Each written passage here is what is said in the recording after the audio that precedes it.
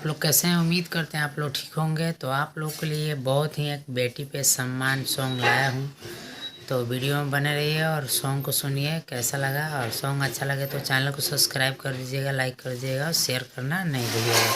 बहुत ही प्यारा सॉन्ग है, सॉन्ग को सुनिए।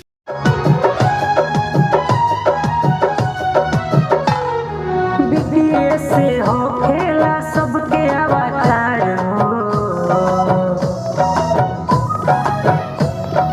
बिटिया से हो खेला सबके अवतार हो,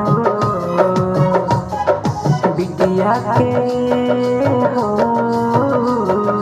बिटिया के करी सम्मान हे भाई कोखे मेली न जान, उनके से चले राजान हे भाई कोखे मेली न पड़ा।